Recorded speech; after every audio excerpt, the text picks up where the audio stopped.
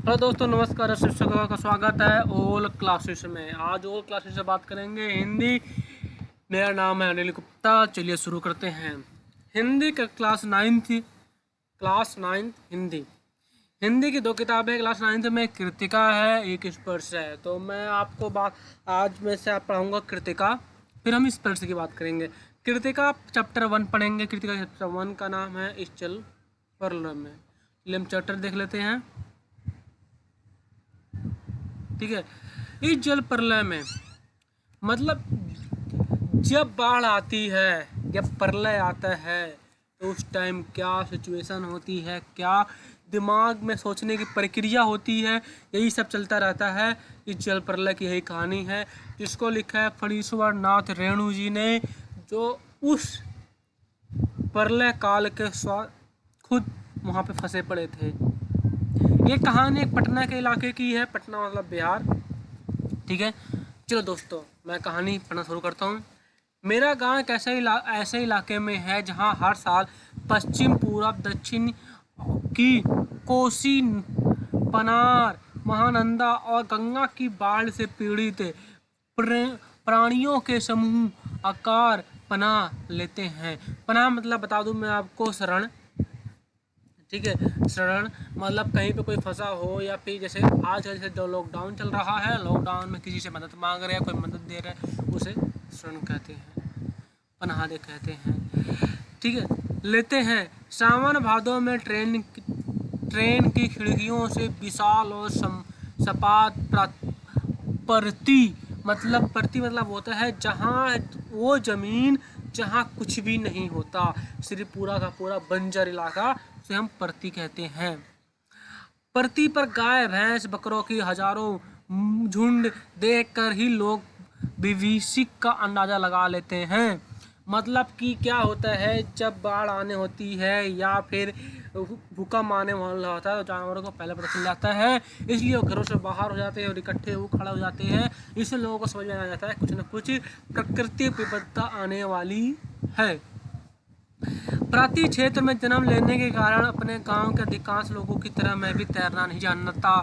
मतलब वो गांव जहां कुछ भी नहीं है, सिर्फ हर जगह बंजर ही बंजर है, ऐसे जगह जगह पे पैदा होने के कारण मुझे भी तैरना नहीं आता।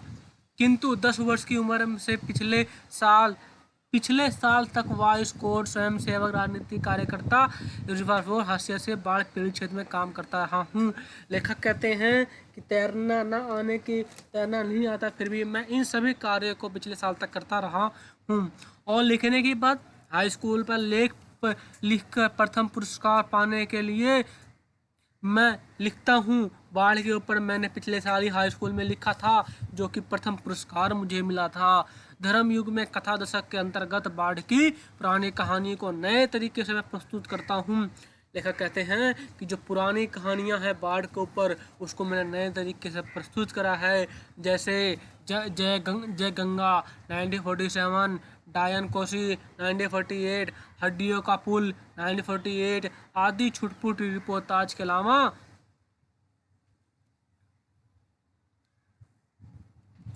मेरे कई उपन्यासों में बाढ़ की विनाश लीलाओं के अनेक चित्र अंकित किए हैं। मतलब लेखक कहते हैं मैंने कई सारे बाढ़ के ऊपर कहानियाँ लिखी हैं, किंतु गांव में रहते हुए बाढ़ से घिरे बहने भय बाढ़ फंसने भोगने का अनुभव कभी नहीं किया। लेखक कहते हैं मैंने बहुत सारी बाढ़ के ऊपर किताबें लिखी हैं, मगर कभी बाढ़ को आना आँखों से देखा ना, उस क्षण वहाँ पे रहा ना, उस की स्थिति को मुझे पता है ना, मैं कभी वहाँ था।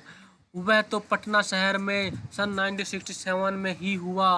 लेखक कहते हैं 1967 में मेरा सपना पूरा हुआ, जब 18 घंटे की अविराम वृष्टि के कारण पुनपुन का पानी राजेंद्र नगर कंकड़ तथा अन्य निचले हिस्सों में गुजर आ रहा था। लेखक कहते हैं 18 घंटे के अंदर इन सभी जगहों पे पानी घुसा चला आ रहा था।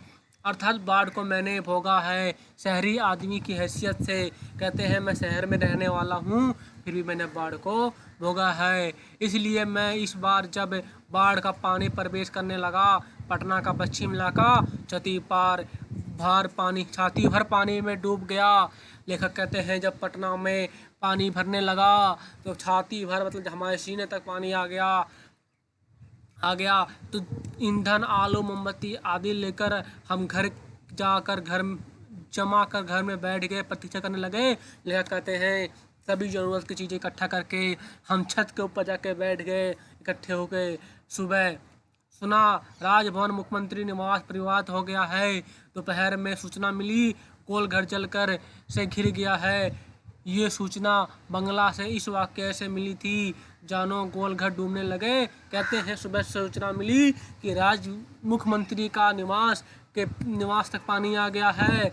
ये बिहार की बात हो रही है दोस्तों। गोलघर पूरा पानी से घिर गया है। निकला तो रिक्शे वाले ने हंसकर कहा, अब कहाँ जाइएगा, कॉफ़ी हाउस तो अम्बले के पानी आ गया होगा।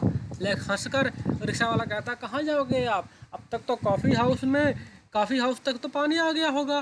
कहकर रिक्शा पर आ गया होगा। चलो पानी कैसे घुसा वही देखना है। लेखक कहते हैं रिक्शा वाले से, चलिए देखते पानी कैसे घुसा। कहकर हम रिक्शा पे बैठ गए। साथ में नई कविता के एक विशेषीय व्याख्याता आचार्य कवि मित्र मिले। कहते हैं उस समय जब रिक्शा बैठे थे कवि मिले जो मेरे मित्र थे, जो मेरी अवनतर अंगद गद मन स्वागति से बोर नहीं होते थे। मतलब मेरी कहानियों से कभी बोर नहीं होते थे। मोटरसाइकिल, ट्रैक्टर, ट्रक, टमटम, रिक्शे, पैदल, यानी जो लोग चीज पा है उन सब चीज़ों के साथ बैठ के उससे जा रहे हैं पानी को देखने के लिए। लोग पानी देख कर लौट रहे हैं। पानी कहाँ तक आया ये सब समाचार लेके लोग लौट रहे हैं। देखने वालों की आंखों में जुबान की जिज्ञासा, पानी कहाँ तक आया। ठीक है, आगे बढ़ते देखकर लौटते हुए लोगों की बातचीत फ्रेंच रोड पर आ गया है। लोग जैसे कि लोग बातें करते हैं, पानी यहाँ तक आ गया, यहाँ आ गया, ऐसी फ्रेंच रोड जगह के नाम है पटना में आ गया है, पार कर गया है। श्री कृष्णपुरी, पाटलिपुत्र कॉलोनी, बोरी इंडस्ट्रियल एरिया, कहीं पता नहीं चल रहा है। लोग अपनी भाषा में बात कर रहे हैं। ये सब डूब गया है, ये सब नहीं दिख रहा है। वुमेंस कॉलेज के पास डूबा पानी है, मतलब छाती भर पानी है। वुमेंस कॉलेज के पास डुबान पानी है, आ रहा, आ गया, घुस गया, डूब गया, बह गया। लोग इस तरह की प्रक्रिया दे रहे हैं। हम जब कॉफ़ी हाउस से पहुँचे, कॉफ़ी हाउस बंद कर दिया गया था। सड़क किनारे एक मोटरसाइकिल डोरी सकल गोरुआ रंग फेन के जला पानी तेजी से सरकता हुआ आ रहा था। आचार्य जी ने आगे जाने की जरूरत नहीं, वह देखिए आ रहा है मृत्यु का तरल। लेखक कहते हैं कि जब हम कॉफ़ी हाउस पहुँचे, कॉफ़ी हाउस पूरा पानी से भर चुका था और आचार्य जी कहते हैं आगे जाने की जरूरत नहीं है, देखिए मौत का दूत आ रहा है। अतः आनंद के आतंक के मारे दोनों हाथ बरबस जुड़ गए। मतलब लेखक कहते हैं ये दोनों हाथ मेरे अचानक ही जुड़ गए। सब है प्रमाण निवेदन से मेरे मुंह से कुछ स्फुट शब्द निकले। हाँ, मैं बहुत कायर हूँ, डरपोक हूँ। वो अपने मन में ही कह रहे हैं मैं बहुत कायर हूँ, मैं बहुत डरपोक हूँ। रिक्शा वाला बहादुर कहता है चलिए ना थोड़ा और आगे। रिक्शा वाला कहता चलिए और आगे चलते हैं। पीड़ का एक आदमी बोला, ए रिक्शा, करंट बहुत तेज़ी से है, आगे मत जाओ। मैंने रिक्शा वाले को अनुभव भरे स्वर में कहा, लौट चले भैया, आगे बढ़ने की ज़रूरत नहीं है। एक आदमी कहता है आगे मत जाओ, आगे बहुत तेज़ी है। तो लेखक ने कहा चलिए लौट चलते हैं। रिक्शा मोड़कर हम अप्सरा सिनेमा हॉल पहुँचे। बाद बगल में गांधी मैदान की ओर से चले पैलेस होटल तक। इंडियन एयरलाइंस दफ्तर सब कुछ डूबा हुआ पड़ा था, सब डूबे पड़े थे। सैकड़ों रंगीन सांपों की सृष्टि कर रही थी। गांधी मैदान की रंगोली सब डूब चुकी थी, जहां डूब चुकी थी। दशहरा के दिन, रामलीला के दिन, लेखक कहते हैं जिस दशहरा के दिन रामलीला, जिस दिन रावण जलता है, जितने लोग उस समय नहीं होते हैं उससे ज़्यादा लोग तो पानी देखने आए थे। कहाँ तक पानी पहुँचा। आच्छादित हो रहा था हरियाली पर, सै पानी फिरते देखने के अनुभव साथ नया था। कहते हैं हरियाली, जो पानी का हरियाली था वो देखने का साक्षात मुझे नया ही था। मैं पहली बार किसी बोलर को देखा था। इसी बीच अंधड़े मुस्टैन एक गंवार जोर जोर से बोला, ईद ईद। जब दानापुर डूब रहा था तो पटनिया बाबू लोग उलट कर देखने भी नहीं आए। पटनिया मतलब बड़े बड़े लोग होते हैं, जो अमीर होते हैं, उनकी बात हो रही है। लोग कहते हैं जब दानापुर डूब रहा था तो कोई नहीं देखने आया, अब बूझो, अब लो मजे। मतलब कहते हैं जब वो डूब रहा था तब किसी ने ध्यान नहीं दिया, अब डूबो तुम लोग। ठीक है। मैंने अपने आश्चर्य कवि से मित्र से कहा, पहचान लीजिए, यह वही आम आदमी है जिसकी खोज हर साहित्य गोष्ठी में होती ही रहती है। लेखक कहते हैं अपने मित्र से, एकांत आदमी के मुंह से सुनिए, ये वही आदमी है जिसके साहित्य की पुष्टि होती है। शाम के 7:30 बज चुके थे। आकाशवाणी के पटना केंद्र स्थानीय समाचार प्रसारित हो रहा था। बांस की दुकान के सामने खड़े लोग चुपचाप उस्कन होकर सुन रहे थे। लेखक कहते हैं शाम के 4:30 बज चुके थे, आकाशवाणी हो रहा था। पानी हमारे स्टूडियो के सीढ़ियों पर तक चढ़ पहुंचा था। किसी भी क्षण स्टूडियो प्रवेश कर सकता था। समाचार दिल दहलाने वाला था। कलेजा धड़क उठा। मित्र के चेहरे पर भी अचानक की कई रेखाएं उभरी। किंतु तुम तुरंत ही सहज हो जाओ, हम तुरंत ही सहज हो जाएं, यानी चेहरे पर चेष्टा करने की सहजता ले आए, क्योंकि हमारे चारों ओर कोई परेशान नजर नहीं आ रहा है। पानी देखकर लौटते हुए लोग दिनों की तरह हंसते बोल रहे हैं। लेखक कहते हैं हमारे सिर्फ चेहरे पे घबराहट है, बल्कि जो लोग पानी देख के आ रहे हैं उनके चेहरों पे घबराहट नहीं है। उनके चेहरों पे तो बल्कि रोज की तरह है, बल्कि आज तो कुछ ज़्यादा ही उनके चेहरे खिले पड़े हैं।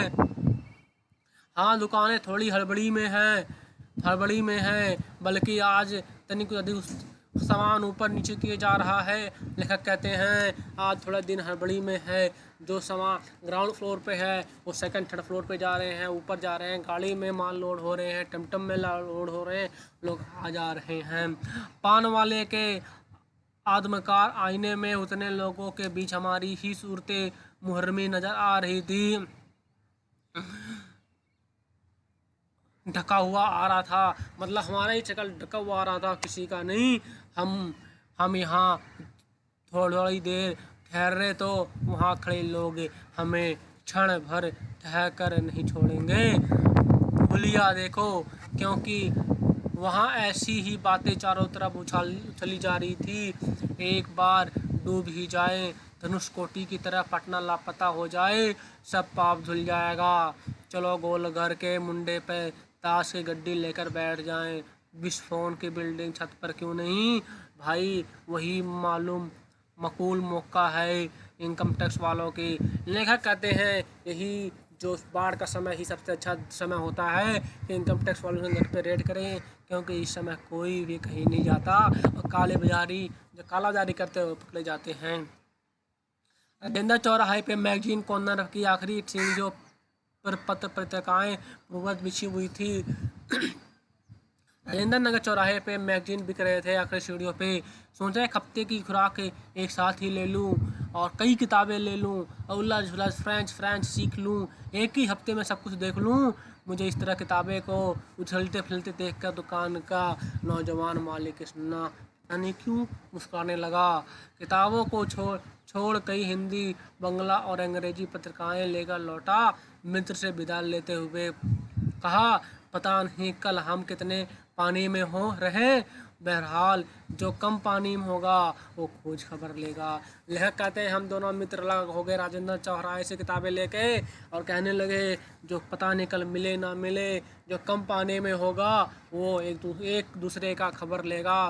फ्लैट में पहुंचा ही था कि जनसंपर्क की गाड़ी लाउड स्पीकर से घोषणा करती हुई राजेंद्र चौक पहुंच चुकी थी। हमारे गोलबर में के पास कोई भी आवाज़ चारों तरफ ब्लॉक में इमारतों में टकरा कर मड़ाती हुई 4 बार प्रतिनिधि होती रही। जैसे ही मैं घर पहुंचा तो वहां पे सूचना प्रसारण गाड़ी सूचना दे रही थी और दोबारा बड़ी इमारतों से आवाज़ टकरा के एक आवाज़ 4 बार गूंज रही थी। सिनेमा अथवा लॉटरी की प्रचार गाड़ी यहाँ पहुँचते ही भाइयों पुकार कर एक क्षण के लिए चुप हो जाओ। पुकार मडराती हुई हुई प्रतिध्वनि होती हुई, भाइयों भाइयों।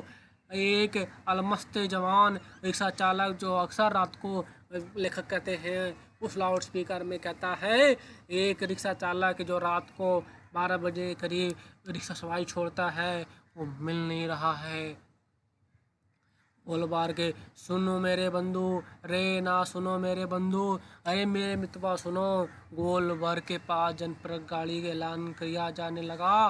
भाइयों ऐसी संभावना है कि पानी रात्रि के 12 बजे करीब लोनीपुर तक पहुंच जाएगी। जो सूचना गाड़ी थी वो कहती है पानी 12 बजे रात्रि करीब पहुंच जाएगी। मित्रों ये चैप्टर की पहला पार्ट यहीं समाप्त होता है।